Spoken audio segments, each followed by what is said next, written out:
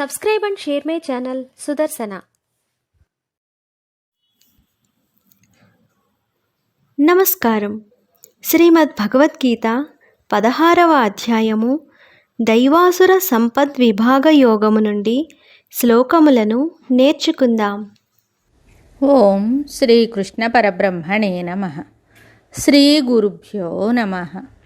శ్రీమద్ భగవద్గీత 16వ అధ్యాయము దైవాసుర సంపద్ విభాగ యోగము 7వ శ్లోకము.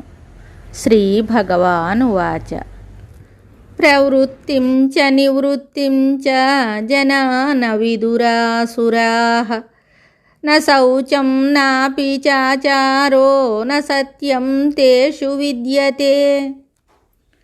ప్రవృత్తిం చ నివృత్తిం చ జనాన విదురాసురాః న శౌచం నాపి చాచారో న సత్యం తేషు విద్యతే.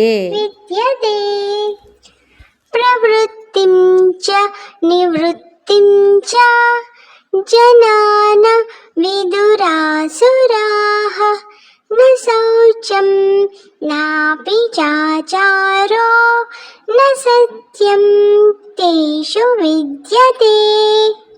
ఈ శ్లోకమునకు భావము భగవానుడు చెప్తున్నాడు.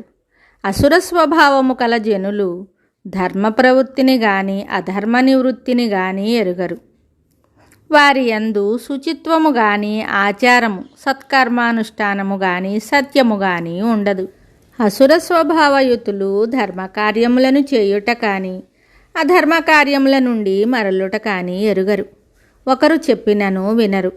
వీరు అధములు. తమ తప్పిదమును గూర్చి మరి ఒకరు చెప్పినప్పుడు దానిని మార్చుకొనివారు మధ్యములు. అసలు తప్పిదమే చేయని వారు ఉత్తములు.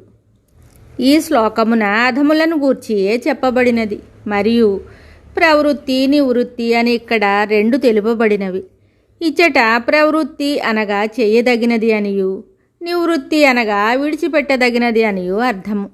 రెండింటినీ విజ్ఞుడు తెలుసుకొని ఉండవలెను. అనగా దైవ సంబంధ కార్యములు దైవగుణములు మున్నగు గ్రాహ్య వస్తువులను గూర్చియు విషయ సేవనము, అధర్మ కార్యములు అసుర గుణములు మున్నగు త్యాజ్య వస్తువులను గూర్చియు ఎరిగి ఉండవలెను.